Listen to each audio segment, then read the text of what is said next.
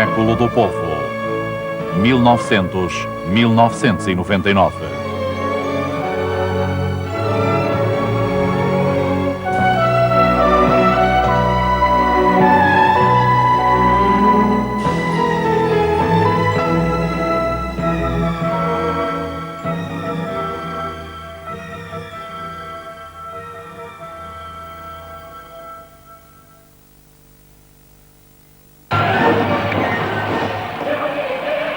Outubro de 1949. Comemorações da vitória em Pequim, Beijing.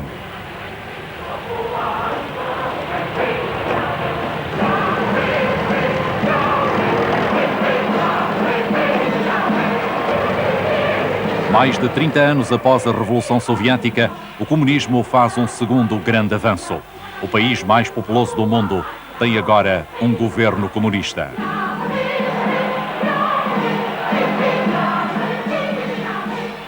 A fotógrafa Wu Buo está na tribuna. 整个天安门前面就浮腾了啊，大家高兴，下面就叫啊，毛主席万岁！所以我来说什么也不顾了，我就是要把照片，要把这个真的这个宝贵的这个瞬间要留下来啊，留给我们的后人看啊，留给当时不能参加天安门的人看。中国盼了这么一天，真是不容易。经过了几千年的斗争，才有了今天。啊，解放了这人，解放了这个心情。A multidão na praça de Tiananmen ouve Mao proclamar um novo começo.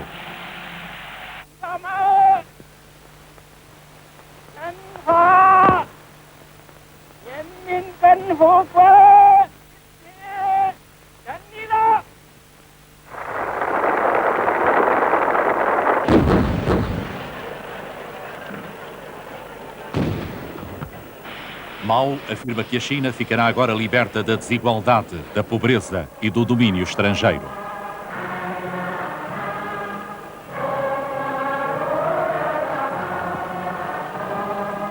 A partir de agora, 1/5 da população do mundo irá participar na maior experiência e mobilização de massas jamais tentada.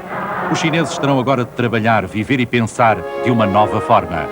Milhões irão sofrer e morrer ao tentarem o salto para a visão de Mao de uma nova sociedade.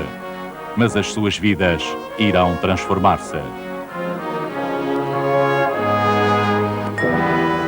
1949, o grande salto.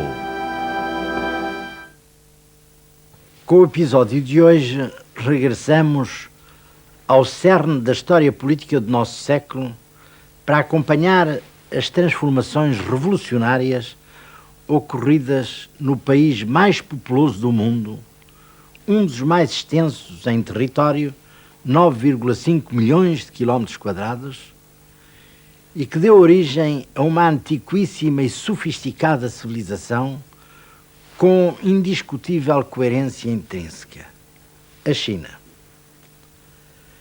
Sem remontar às origens pré-históricas, o Império do Meio, como a própria China se considerava, o centro da terra, envolvido por bárbaros, mas também o justo meio da sabedoria, face à barbárie, era há já 2000 anos o grande rival do Império Romano, com o qual há provas de ter tido relações possivelmente indiretas. Foram descobertas moedas romanas nas costas da China do Sul. No ano 221 a.C., 2 séculos após a morte de Confúcio, criador do humanismo chinês, a China encontrou o seu primeiro grande unificador, Qin Shi Huangdi, tendo assim continuado com um império centralizado através dos séculos, das vicissitudes, das guerras civis, das invasões estrangeiras e das mudanças de dinastia, dos Song, que sucumbiram aos mongais Yuan, aos Ming e aos Manchus Qing, até ao nosso século, a 10 de outubro de 1911, quando foi implantada a República Chinesa de Sun Yat-sen e seus amigos. Os últimos 2 séculos, o século XIX e a primeira metade do nosso século, Foram, porém, tempos de grande decadência para a China, com as invasões dos europeus, principalmente franceses e ingleses, a quando das guerras do ópio, 1842-1857, e depois a invasão do Japão, em 1895, uma vez que os chineses, ao contrário do Japão, tiveram grandes dificuldades em se ocidentalizar, fazendo a síntese entre os meios técnicos e científicos do Ocidente e a velha sabedoria chinesa, fundamento do Império. Pequim foi ocupado em 1900. Em seguida, a revolta dos Boxers, em 10 anos depois, melhor dito, o velho Império Chinês, de longe o mais antigo do mundo, dava lugar à República. Sun Yat-sen, primeiro Presidente da República, morreu em 1927, deixando como sucessor o general Chiang Kai-shek. O Partido Comunista Chinês foi fundado em 1921, curiosamente no mesmo ano do Partido Comunista Português, tendo como um dos 12 membros fundadores Mao Tse-tung, grande estratega e especialista em questões camponesas.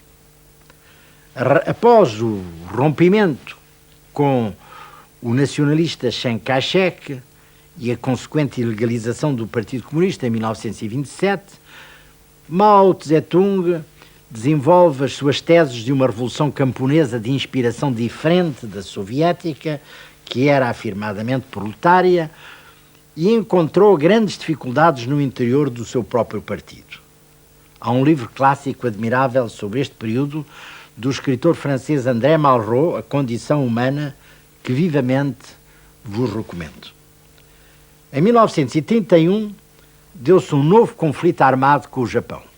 Contudo, em 1935, Mao tornou-se o chefe incontestado do Exército Vermelho e do Partido Comunista, apesar das suas más relações com Moscovo, e inicia a gesta da Grande Marcha de 10.000 quilómetros através da China para se defender das perseguições nacionalistas e organizar a resistência. Entre 1937 e 1945, período em que a guerra chino-japonesa surge como um episódio marcante da Segunda Grande Guerra Mundial na Ásia, Mao ganha grandes apoios, não só na população rural, onde sempre o esteve, mas também nos meios da burguesia das cidades do Sul, em virtude da firmeza manifestada na luta contra os japoneses. Porém, o acordo com Chiang Kai-shek nunca se tornou possível. A guerra civil continuou, a despeito da vitória dos aliados, em que a China participou, contra os japoneses. O ano de 1949, quando a Guerra Fria opunha já decisivamente americanos e russos, os aliados da véspera, foi esse ano para a China o ano da derrocada dos exércitos nacionalistas empurrados por Mao, expulsos do território continental e obrigados a refugiarem-se na Formosa, Taiwan.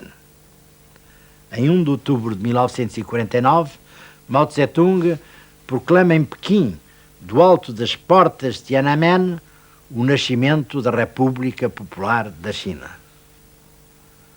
Lembro-me muito bem deste acontecimento memorável, depois de ter assistido estupefacto a uma campanha fulminante e vitoriosa.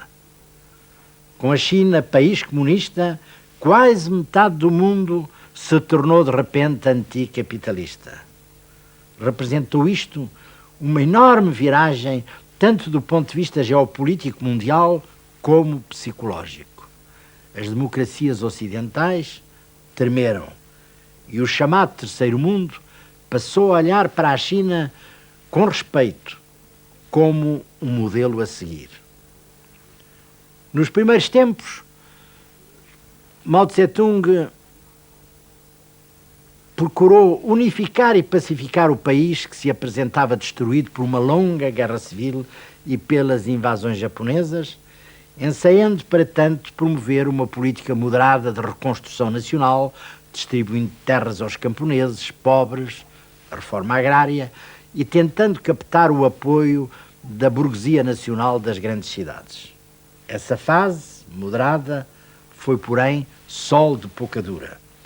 A Guerra da Coreia, 1950-1953, com a participação infeliz das forças chinesas e a agudização da situação internacional, especialmente na Ásia, levou Mao Tse-tung, através do Plano Quinquenal de 1953 a 57, a acelerar a construção do socialismo coletivista e a um progressivo alinhamento económico e até político em relação ao modelo soviético. Stalin morreu, como se sabe, em 1953. Deu-se então um certo degelo ideológico na União Soviética com Khrushchev. Mao, em paralelo, desencadeia a chamada Campanha das 100 Flores, que tanto deslumbrou alguns intelectuais do Ocidente. No entanto, as divergências com a União Soviética, ainda que escondidas, começam a tornar-se perceptíveis.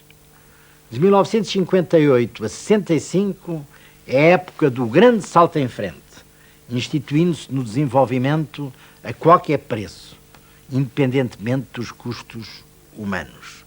Foi uma época de grande dureza que, em pano de fundo, revela também a rivalidade entre Lin Xiaoqing e Deng Xiaoping, os pragmáticos, contra o grande timoneiro Mao Tse-tung, o implacável teórico do marxismo-leninismo, na sua versão chinesa, revolucionário, ideólogo e ultracoletivista. A política do grande salto em frente saldou-se, contudo, por uma verdadeira catástrofe económica e pela morte de mais de 10 milhões de chineses. Houve então que regressar a uma política de apaziguamento mais moderada, de novo com Lin Xiao e com Deng Xiaoping, que duraria pouco tempo, aliás. Mao, para se libertar dos seus rivais pragmáticos, desencadeia a Revolução Cultural, 1966-69, com os célebres Guardas Vermelhos e o Livro Vermelho dos Pensamentos de Mao, que lançou a China numa histeria radical e num verdadeiro caos. Mas Mao Tse-tung era um tático intuitivo, cuidadoso da relação de forças internas.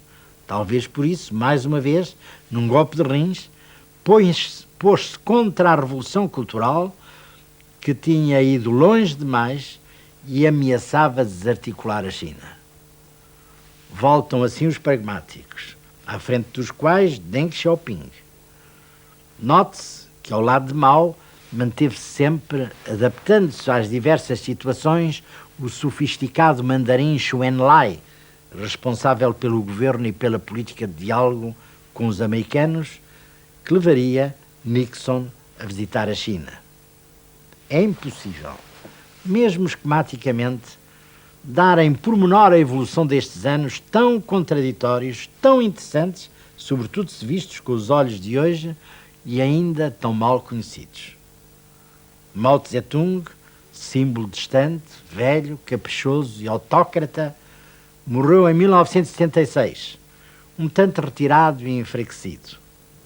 Há uma biografia recente do seu médico assistente que o apresenta como um tirano abominável, ignorante e sanguinário. Nesse mesmo ano, morreu também Shen Lao, seu alter ego de sempre, culto, flexível e refinado. Começa então, para a China, uma era nova, sob a inspiração de Deng Xiaoping. Foi uma viragem de 180 graus, de grande flexibilidade e abertura económica, mas mantendo um total e duríssimo controle político através da burocracia do Partido Comunista e do Exército. A China, no plano do desenvolvimento, dá um enorme salto em frente, com elevados ritmos de crescimento e uma melhoria geral das condições de vida e de bem-estar do povo. Mas da utopia comunista ficou apenas o rígido controle do Partido Único sobre os cidadãos, que se fez sentir pesadamente no massacre de Tiananmen em 1989. E sem mesmo sequer a ilusão de uma ideologia messiânica, redentora e justificativa. Como disse o dissidente Wei Jingsheng, do fundo do Gulag chinês, onde continua preso desde 1979, às 4 modernizações preconizadas por Deng: agricultura, indústria, ciência, forças armadas, faltou a principal, a democracia.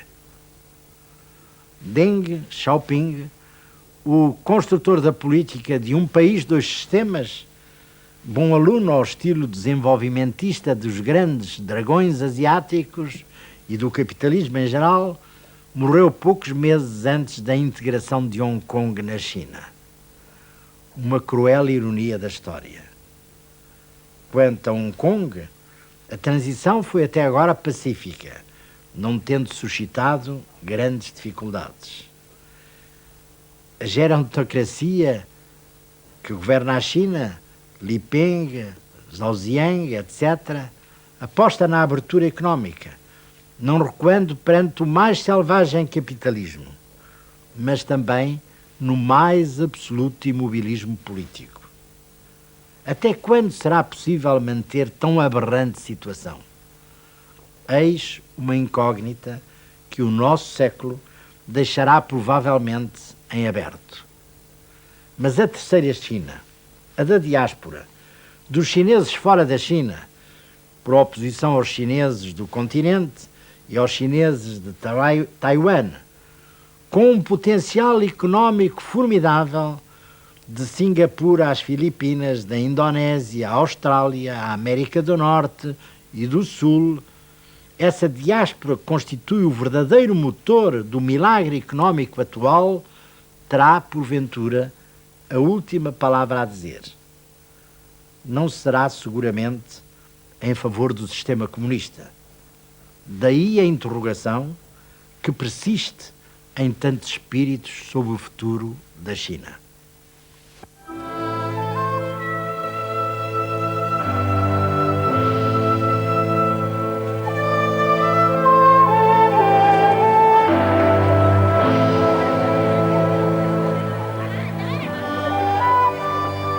Na primeira metade do século XX, a maior parte dos chineses ainda vivia de uma forma que não se alterara durante gerações.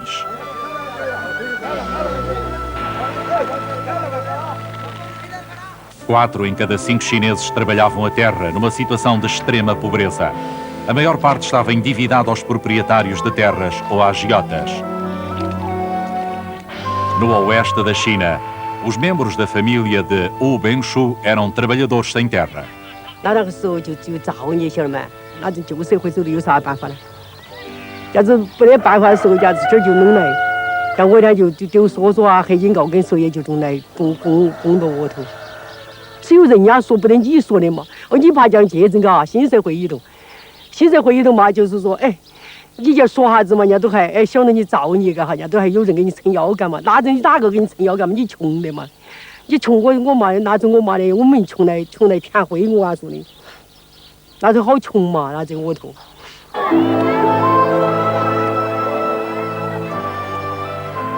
A necessidade de atenuar a pobreza rural e modernizar foi crescentemente reconhecida nos anos 20. O presidente Chiang Kai-shek restabeleceu um governo central, pondo fim à agitação entre grandes senhores rivais. O seu partido nacionalista contava com o apoio dos homens de negócios chineses e dos proprietários de terras na província. Os estrangeiros podiam manter a sua posição privilegiada no comércio e na finança. E os nacionalistas acreditavam que, com o tempo, o capitalismo estenderia a sua riqueza à outra China, para lá de Xangai e das cidades costeiras.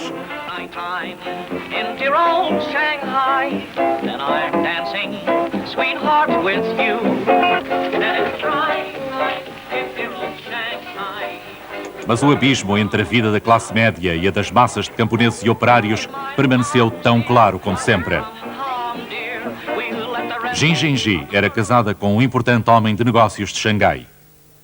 我就去学那个跳舞，跟他一起出去交际应酬，那么再到后来呢，他会去打麻将。他出去呢，挺注意这个仪表的了。 À medida que a China começou a industrializar-se, os baixos salários e as más condições acentuaram a divisão social.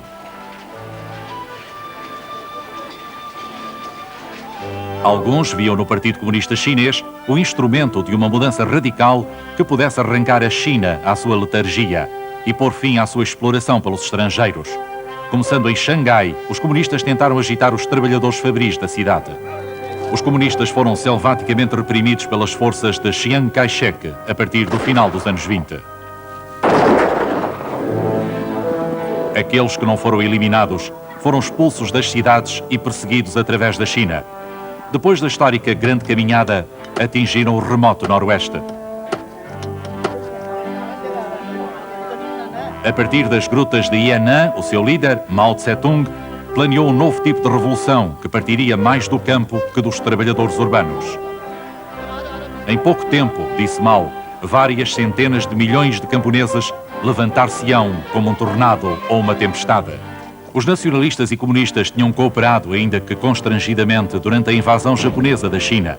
Mas ao terminar a Segunda Guerra Mundial, reatou-se uma guerra civil em grande escala entre os dois lados. Mao prometeu a reforma agrária aos camponeses e as suas tropas tratavam-nos bem. 那阵解放军在这窝头来的时候呢，我都害怕，是不怕？怕的时候他就说你不要怕，我都让我的房间给他们睡，我都不敢说是在窝头睡，我就想嘛，一个人的心你咋晓得个哈？你咋晓得呢？这样子他就说不怕，你关着门在屋头睡，我们在外头把铺，就说我们是解放军，我们啷个讲？我们是守三大纪律的。 No outono de 1949, os comunistas tinham expulso os nacionalistas de todas as grandes cidades. Estes retiraram-se para a ilha da Formosa, ou Taiwan, levando consigo as reservas de ouro do país. Mao Tse-tung assumiu o controle de um país falido e devastado.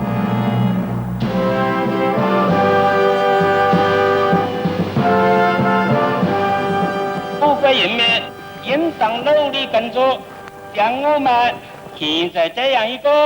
经济上、文化上落后的国家，建设成为一个工业化的、具有高度现代文化程度的伟大的国家。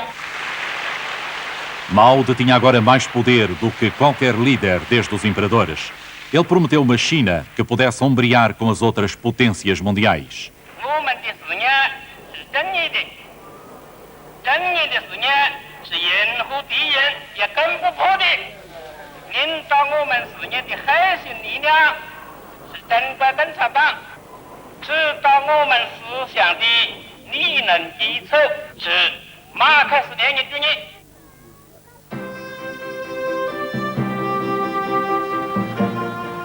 Os pensamentos de Mao e as grandes massas deveriam ser os alicerces de um Estado marxista mais puro, justo e progressista do que aquele que emergira na União Soviética.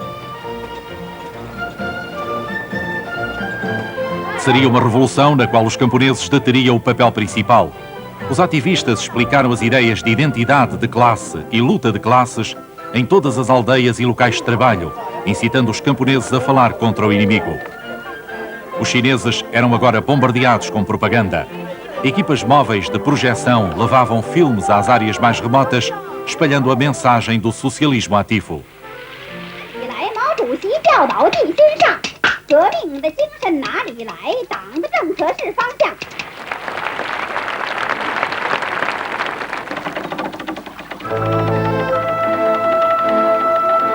No arranque do programa revolucionário, os camponeses foram os primeiros beneficiários. Foi-lhes concedida a reforma agrária que há tanto desejavam. Segundo o plano do partido, a mudança deveria parecer surgir dos próprios camponeses.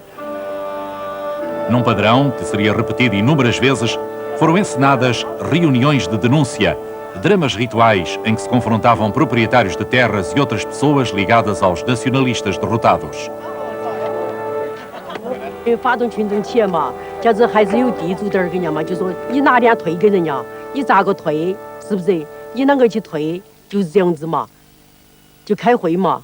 那一开会就是开了会，天天晚黑开会。这样是这样，管不起这个时间。你来推上报上，你报告了我那么两人手下，哎，6月初3，你报告了我，要发现这抓人的，也报了抓了。O secretário local do partido, Luo Shifá, ajudou a excitar os ânimos na sua aldeia. 到一都想着要都到，想嘛，都到找来颠覆，就是地主剥削这个颠覆，想把颠覆的工作做好，做好农民去就上了交配组织啊，每年交完啊，个哈，吃了高一代，你懂高一代嘛？吃了高一代，就是底下就哦哟，那个人多得很，有大小也就感到痛苦，看人家很痛苦。政府接受了群众的要求，判决罪犯李志仁的死刑。坚决与人民为敌的反革命分子一定受到人民严厉的制裁。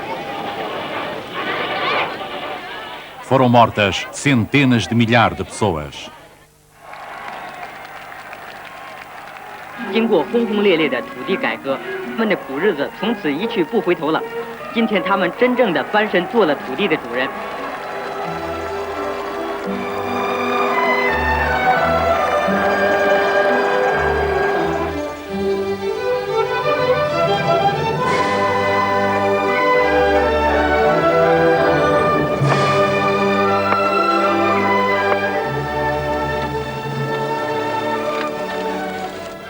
A luta de classes era menos violenta nas cidades. Os comunistas tentaram conquistar o apoio dos gestores e técnicos que a Revolução precisava para manter as fábricas a funcionar e assimilar os proprietários capitalistas que não tinham partido com os nacionalistas. A propaganda mostrava homens de negócios a entregarem os títulos das suas empresas ao Estado e depois a comemorarem com improvável júbilo a nova aurora socialista. Zheng Guangdong, secretário distrital do partido, sabia o que realmente acontecia. 所以呢，白天呢，他呀说拥护，晚上啊，他在家里头啊，组织他的儿女，他的妻子，所以就关上门就哭，说我这一生啊，经营这个事业啊，几十年呢，看起来。 我们这个事业长不了了，这些情况呢，我们亲自了解以后，我们第一，培养工商业资本家的骨干分子。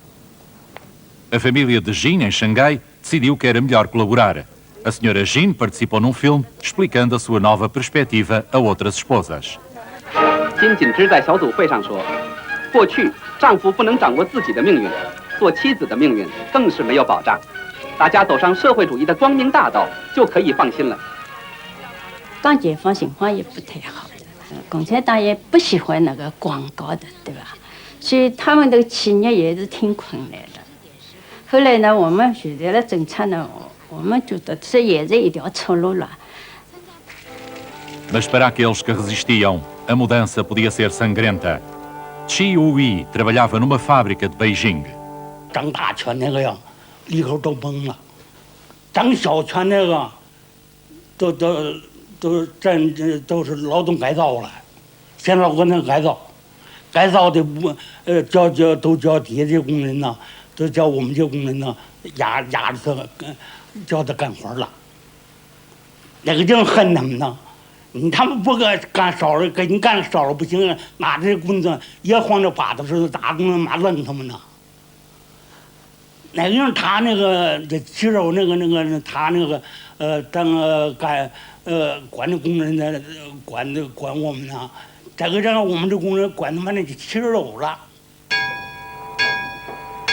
As mulheres conquistaram novos direitos no trabalho e no casamento. A dolorosa tradição de ligar os pés foi abolida. E as mulheres eram ajudadas na campanha para acabar com o analfabetismo. Gao Yuhin, de uma aldeia perto de Beijing, foi primeiro aluna e depois professora. 学好了呢，就能学的时间长了，后来就能教他们了。哎，完了那也没有黑板，我教那都是没黑板，自个儿就找一块板儿给他们写。完了什么叫门框，给他写，完了你就照着写吧。有的这孩子妈妈这晚不上这儿写着呢，孩子更快乐吃奶，学这点也不容易，确实是。创造出了许多好办法。这种每人一块小黑板的学习方法，当他们去地里干活的时候，就把自己的小黑板插在地头上，结合生产劳动来熟读生字，真正做到了学以致用。Para limpar a China do lixo e da doença, os comunistas lançaram campanhas de massas, esperando a participação de todos. Os filmes de propaganda eram usados para dar o exemplo.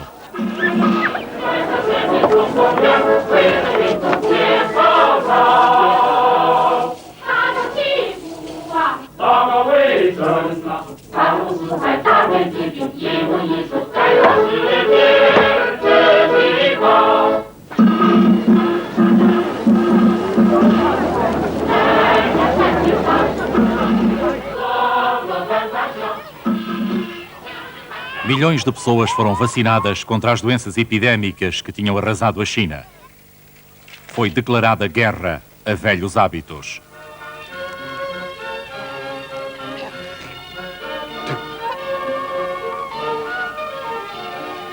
这是怎么回事？老爷爷，集体吐痰不文明，还会传染各种疾病呢。对对。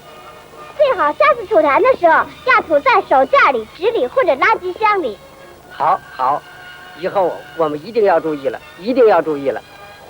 老爷爷再见。哦，再见了，再见。所以这是有关我们每一个人的事情，要求人人都动起手来。 Era impossível escapar à pressão. Ativistas do partido controlavam o trabalho doméstico dos seus vizinhos. Ren Fujin, do comitê de rua local, ia de casa em casa. 我们就说你是不是看你爱国不爱国？你要爱国，现在国家号召你要搞好卫生运动，你搞吧，就是这回事情。大家一听，哦，我不搞好就等于不爱国，就这回事。我们要去检查了，看看哪个地方还没做好。 主要看看它有台子上啊，什么地方是不是有灰吧？没灰的，看上去很整齐的就可以了。如果有一些地方还没做好，再跟他们讲，叫他们再做好。张大姐，你这个卫生啊，大面上搞得差不多了，那个犄旮旯的还缺把劲儿。 我们的那个农场里的墙啊，就刷，就用水冲洗，还有嘛，大家贴标语，就人人动手消灭四害。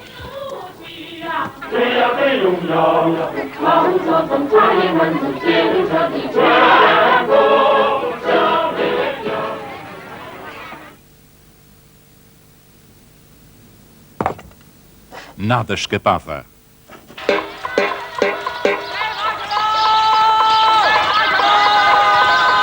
Uma das 4 pragas oficiais era o pardal.